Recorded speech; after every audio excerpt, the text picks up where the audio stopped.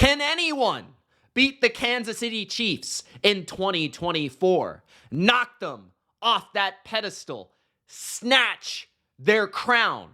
What's going on, football fans? It's Mitch here, back with another NFL rankings video. And in this video, the top 10 Chief challengers of 2024. The 10 NFL teams that I believe could knock the Chiefs right off their path of winning a third straight Super Bowl.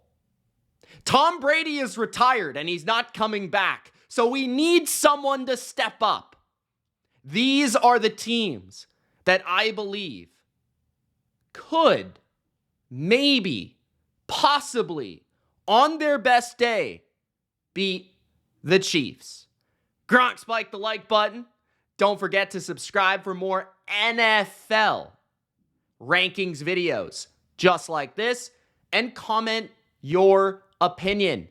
Let me know, which team do you think could beat the Chiefs and halt a third straight ring for Mahomes, Andy Reid, Travis Kelce, and Taylor Swift? Let's begin the list of the teams that want to be the man. Because as Ric Flair once said, woo, to be the man, you got to beat the man. So at number 10, the Philadelphia Eagles. And of course, with these NFC teams, it would happen in the Super Bowl. I'm not talking about the regular season. Maybe a regular season loss would obviously help another team, aid another team to knock the Chiefs off if that affected their playoff position and didn't allow them to play at Arrowhead. But I'm talking about the Super Bowl. And the Philadelphia Eagles are one of the 5 best top NFC contenders this season, in my opinion. The Eagles also have familiarity with the Chiefs as they played them in a Super Bowl not long ago. And yes, they did lose. But that game was very competitive, back and forth, super contested. And if not really for a suspect pass interference call, that game might have been in overtime, just as this past Super Bowl was against the 49ers. But what the Eagles showcased in that game a couple years ago was that their offense can go toe-to-toe with Patrick Mahomes, even when the Chiefs are running the football, moving the football, get a fumble return for a touchdown, get a big punt return. The Eagles' offense was a dominant unit in that game and actually gave the Chiefs' defense a ton of issues because they are a ball control, win at the line of scrimmage offense. And when the Eagles are playing at their best, they have 2 dominant perimeter receivers, an excellent tight end, a multi-dual threat quarterback, a great leader at quarterback in Jalen Hurts, and a lot of defensive playmakers, guys that can get after it, sack the quarterback, a young Jalen Carter coming into his own this year, hopefully, a secondary that is reloaded with Cooper DeJean and Quinyon Mitchell, and they still got Darius Slay. They still got Sweat, right? They added Huff from the Jets to their pass rush. And now they have a defensive coach in Vic Fangio who is familiar with slowing down Mahomes. And in Denver, he didn't really beat Mahomes, but slowed down would be the key phrase. Kellen Moore also was just coaching with the Chargers, so he would be familiar with how to attack Spags' defense. So this team has the coaching, this team has the familiarity and the experience. This team has a good mix of youth, a good mix of experience, a good mix of offensive and defensive playmakers. And if they were to make one more run to the Super Bowl, you would think that they would have a very good chance of knocking off Kansas City in that game. So at number 10, the Philadelphia Eagles. At number 9, this might surprise some people, the Cleveland Browns. The Cleveland Browns are a football team that at their best, at their peak, if Deshaun Watson performs, this could be a Super Bowl team. You think about this roster and what they offer. They have one of the game's best defenses, and they really didn't lose anyone to that defense. If anything, they got a little bit deeper and a little bit better. Schwartz is a defensive coordinator that can go toe-to-toe with the best minds in football in the biggest of games. And he has the personnel, right? Like, the secondary of the Browns could play man-to-man against any team in football. Denzel Ward is a studly corner. They've got a guy like Juan Thornhill, who is, of course, familiar with the Chiefs. And then you look at Emerson, Newsome, Myles Garrett up front, complemented by Zadarius Smith.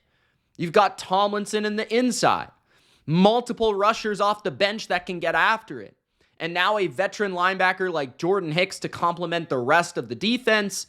This is a unit that could dominate a game and give Mahomes a really tough time, especially with their pass rush and their ability to play man, play at the line of scrimmage, impact routes, timing, and precision, and knock people off and really make Mahomes kind of indecisive and in his head, which would be something that I think would throw them off.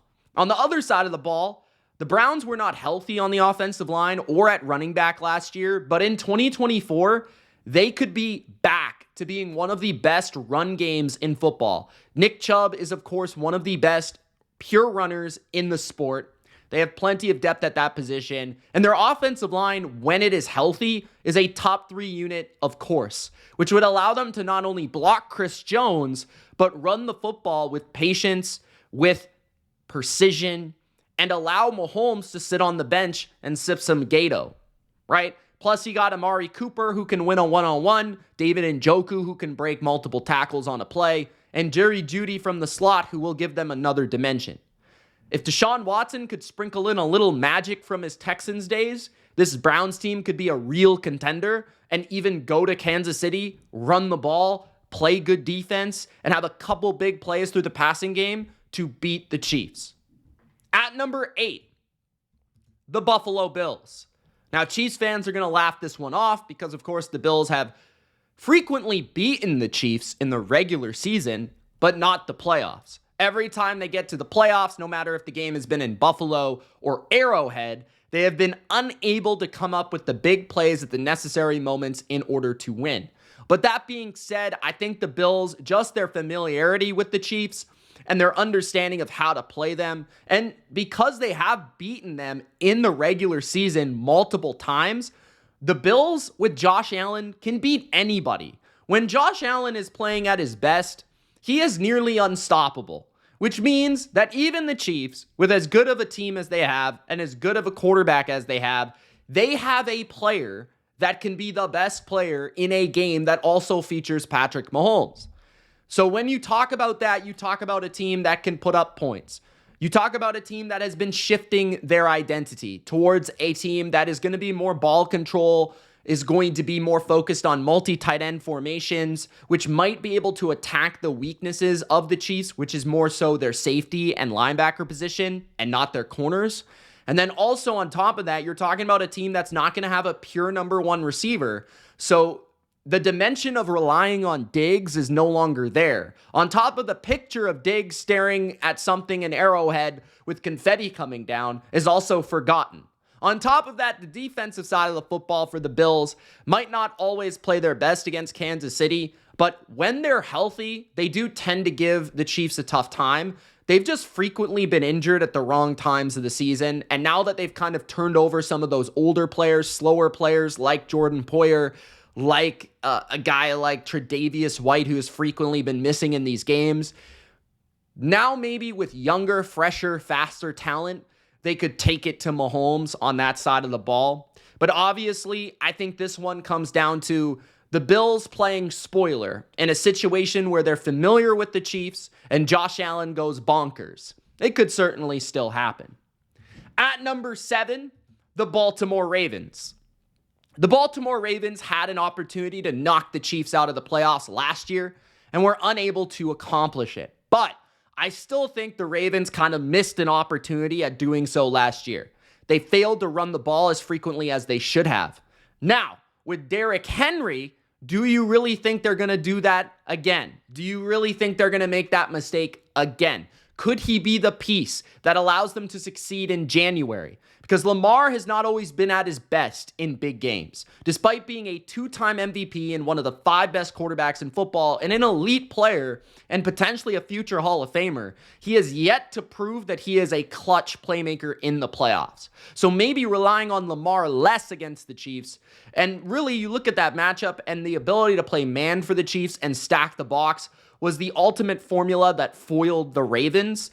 And I believe that they just didn't match up well. Mark Andrews, of course, coming off an injury, was not 100%. Zay Flowers was only a rookie despite a great performance. He did fumble at the goal line. The Ravens were extremely close in that AFC Championship game at home. Now, the question would be, would they ever get that game at home once again? I don't know. But the Ravens have always had a good defense, and even without Mike Macdonald, they are just one of those franchises that continues to roll out a good defense year after year. Maybe they wouldn't be the same quality of elite as last year, but they still got a lot of guys like Roquan Smith, Kyle Hamilton, Justin Madubuike that can really be difference makers. And the offense, if Lamar ever gets it going in the playoffs, they will be dangerous, and the added dimension of Derrick Henry on top of potentially a better Zay Flowers, a healthy Mark Andrews, could make that game even more interesting than it was in the AFC Championship a year ago. At number 6, the Green Bay Packers. The Packers are on this list and in the middle of the list because they've already proven they could beat the Chiefs. Last year, they actually defeated the Chiefs on Sunday Night Football at home. Now, this would be a team that I almost view as a young team that doesn't know what they don't know. And I feel like the Packers would be one of those teams because they have not had the previous scars or the history of playing Kansas City and losing, that they would walk into a situation against the Chiefs and have a lot of confidence and just play free. And as an underdog, I think Jordan Love would be an extremely interesting matchup for the Chiefs. The Packers have a very deep receiving core that would be very hard to match up with if you're Kansas City because they have so many different players that can attack them. Christian Watson was the only receiver in the NFL to score 2 touchdowns against the Chiefs in 2023. Of course, they have guys like Wicks, they have Reed, they have Dobbs, they have young tight ends, and they always have good offensive line play. So their ability to run the ball with Josh Jacobs, who's had good games against the Chiefs in his career, balance the ball control, Matt LaFleur's ability to be an elite play caller and sequence together really nice third down play calls, red zone play calls, and play action off of the strong running game, I think would give Jordan Love an ability to be successful. On top of just Jordan Love being a quarterback that can make a lot of wicked, undefensible, indefensible throws. On the defensive side of the ball, the Packers may not be proven from a schematical standpoint quite yet, but they do have a lot of defensive players that are very talented. Kenny Clark and Devontae Wyatt on the inside, Rashawn Gary and Lucas Van Ness and Preston Smith on the edge. They've got a Quay Walker and now an Edgerrin Cooper at linebacker. They've now got Xavier McKinney, who could maybe match up with Travis Kelce. They've got Jair Alexander on the perimeter, who can match up with any receiver on the Chiefs. So this is a Packer team that has the skill, that has the scheme, and has, I think, the speed to go toe-to-toe with Kansas City. So that would be a fascinating matchup. Entering the top 5, at number 5, the defensive team, the New York Jets. The New York Jets would have a chance against the Chiefs for the very reason that they did in the regular season last year, despite having Zach Wilson at quarterback. Their defense. Their defense gives everybody a problem. Their defense is fast, their defense is physical, and their defense plays a style of football that the Chiefs aren't familiar with because, honestly, it's kind of old school. It's kind of old-fashioned. They are a bunch of freak shows. I mean, they run around and they hit people hard, and they are fast. And the Jets have great corners. They can play man-to-man. They can play zone. They've got really good linebackers that are very smart and very quick to the football. They do not allow yards after catch due to their defensive speed. They are more of a simplistic defense dating back to that Robert Saleh Niner defense in 2019 that gave the Chiefs a lot of issues, specifically in the first 3 quarters of that game. This is a similar scheme that is simple, and yes, the Chiefs would be able to break it down and throw against it, you would think, but just the simplicity of it makes the Jets understand where they're weak, and that actually sometimes makes them stronger. Their pass rush is also pretty deep and very effective. Quinnen Williams can penetrate the middle of the pocket, and Hassan Reddick can get after it on the edge. On top of having a deep rotation of guys that were first-round picks, like Jermaine Johnson in the mix and Will McDonald. So the Jets' defense is reason number 1. Reason number 2 is they have a veteran quarterback who would not be scared. Aaron Rodgers is one of those players that can control a game and is one of the savviest and smartest quarterbacks to ever play. He also protects the ball very well. He can control a game at the line of scrimmage and understand that his defense is going to get the job done to where they would go on long drives, control the ball, run the ball with Breece Hall, and then also have some weapons on the outside. Mike Williams, who's always had great games against Kansas City. Garrett Wilson, who can pretty much route any corner up in the league. And they've got guys. They can move the ball. So the Jets have as much talent as anyone in the AFC, including the Chiefs. And if they could put it all together, they could be a Tampa Bay Bucks, LA Rams of the 2020-2021 type seasons, where this just might be their year. But they have to put it all together. At number 4, the Detroit Lions. The Detroit Lions, you guys may have forgotten, they defeated Kansas City in the first week of the 2023 NFL regular season after the Chiefs won the Super Bowl over Philadelphia. Detroit walked in. Nobody thought they had a shot. And with Chris Jones and Travis Kelce not playing, Detroit outperformed Kansas City and won that game. Now, that was not the Chiefs team that we saw at the end of the year, and obviously they didn't have all their players, but this was a very young, uncalibrated Lions team with a lot of young players playing important positions. Now, what I like about the Lions in this type of setting is they're very good as underdogs because they have an excellent play caller in Ben Johnson, one that can operate from a situation of balance and also explosiveness. They're able to have really good game plans like we saw in the NFC Championship against the 49ers to run the football or throw the football. Jared Goff has been in many big games at this point in his career, and he's actually beaten the Chiefs in a big setting before with the LA Rams. Amon-Ra St. Brown is the type of weapon that I think would give the Chiefs some issues just because he is primarily a slot player, which would probably mean that Trent McDuffie would have to play primarily only in the slot to try to take him away. And then you've got to deal with Sam Laporta, who's a really difficult matchup at tight end. On top of that, their running game, on top of Jahmyr Gibbs being a dimension out of the backfield, just 3 unconventional weapons that the Chiefs wouldn't be used to playing. It's not like they're all receivers, right? Jamison Williams' speed can give a lot of teams issues, and their offensive line is one of the best in the NFL. Dan Campbell might actually be the biggest feature to why the Lions would maybe beat the Chiefs because his aggression on certain downs and in certain places and in certain games, if things hit for them and if things go their way, like they might have gone their way against the 49ers and they backfired, if they go their way in an underdog setting, it's going to be hard to beat this team because they're going for it on 4th down, they're faking punts, and these things could work out for them in a game against the Chiefs, and they could ultimately win it because of that. So then you look to the defense. The defense is really good against the run, which I think would allow, Kansas City to remain one-dimensional. On top of that, they've got a terror from the edge in Aiden Hutchinson, which I really don't think the Chiefs would have an answer for. Their defensive line is better and deeper than it was a year ago. Their secondary is better and deeper than it was a year ago. They actually have real corners that can cover, and they have a multitude of athletes in the middle of the field that could handle, some of the smaller, shifty receivers, as well as Travis Kelce, you would think, with all the multi-dimensional corner safety types that the Lions feature on their team. So the Lions are interesting because they have a built-in bite the kneecap underdog identity. They tend to be very aggressive. They have a very good offense. They can run the ball. They can throw the ball. And their defense should be better in 2024.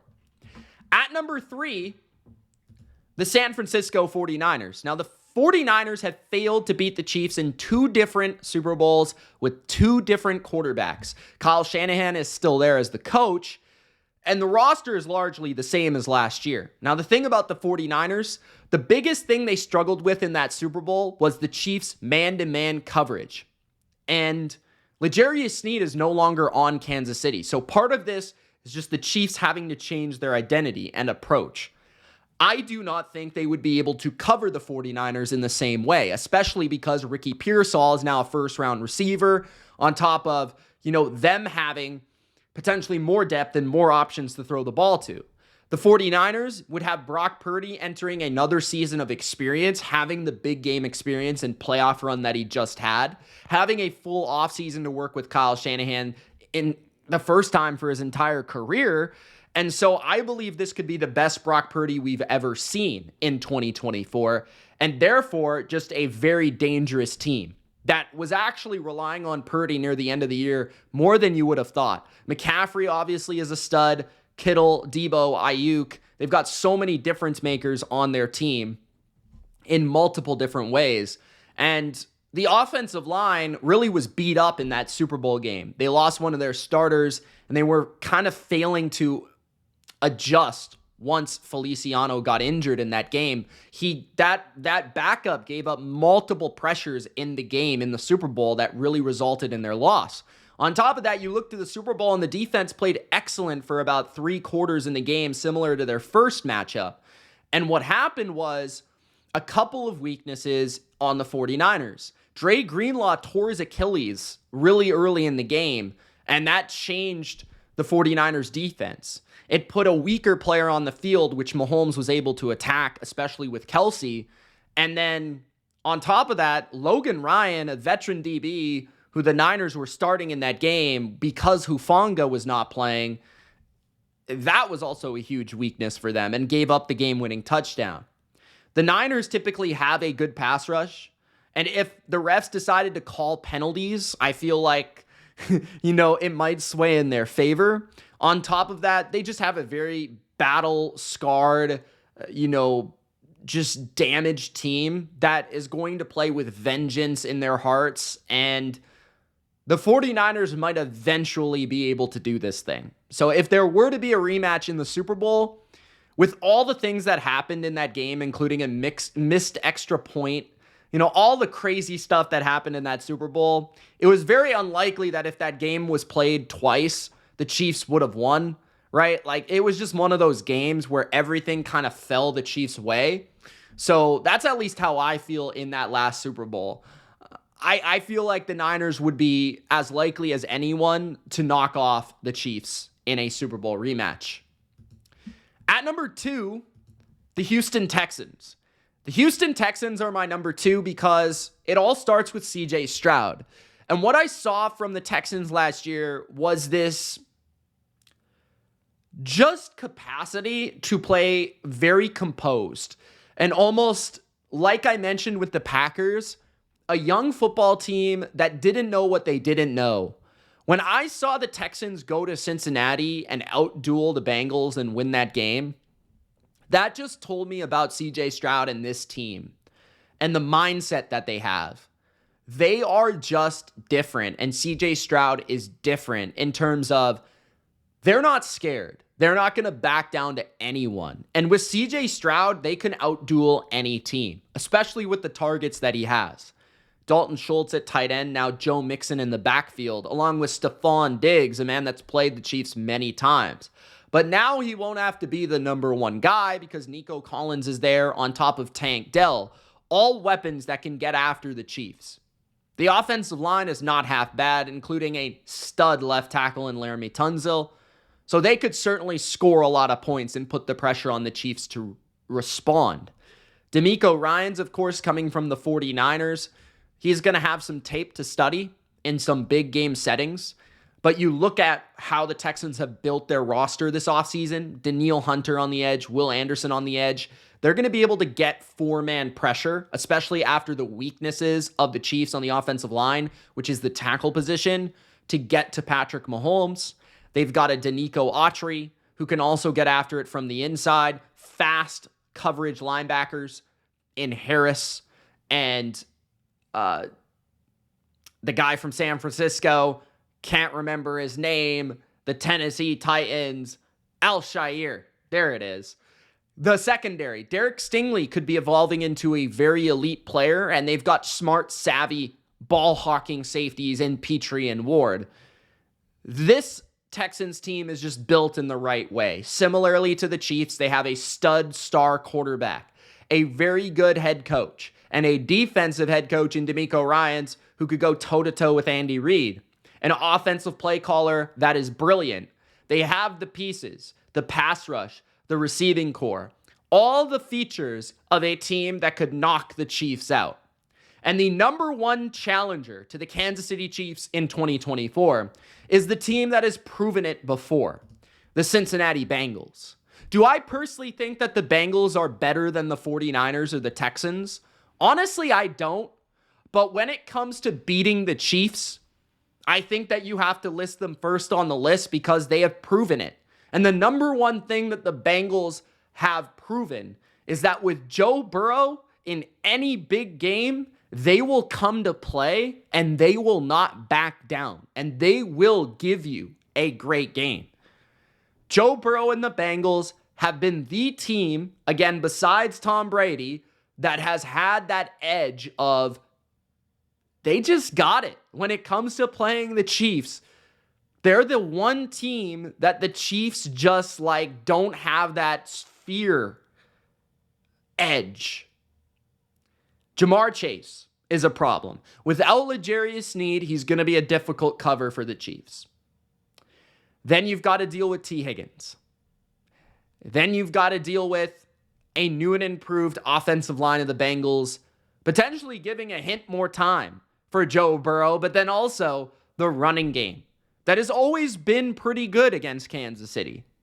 Defensively, the Bengals are just a very good preparation team and have given Mahomes more fits than most teams. Despite him throwing for a lot of yards in some occasions, he's been throwing a couple turnovers, had some bad moments, especially that AFC Championship a couple years back where he just lost himself. He almost looked delusional. He was off his rocker. And Big Lou can do that to you with his game plans. Showing pressure, simulated pressures, simulated looks where he's making some coverage looks that look like something and he changes to something else. 3-man rush, 8 drop, blitz here and there. And they've got a couple difference makers up front like Trey Hendrickson who can make a difference. I think that Cam Taylor-Britt is a baller, and I like the middle of the field of their defense, including Wilson, Pratt, Von Bell, and Geno Stone. Mike Hilton cannot be disqualified either. And Dax Hill is the type of weapon that could also maybe go toe-to-toe with Travis Kelce in man coverage, given his safety corner hybrid nature. So, Cincinnati can outscore the Chiefs. Cincinnati can scheme with the Chiefs. And Cincinnati, most importantly, above all else, does not fear Kansas City. Those are the top 10 Chief challengers of 2024. Let me know your thoughts in the comment section below. It's Mitch of The Bottom Line View. Appreciate you all. Subscribe, guys, for more NFL content. Love you all, and shout out to the Bengals fans out there. Peace.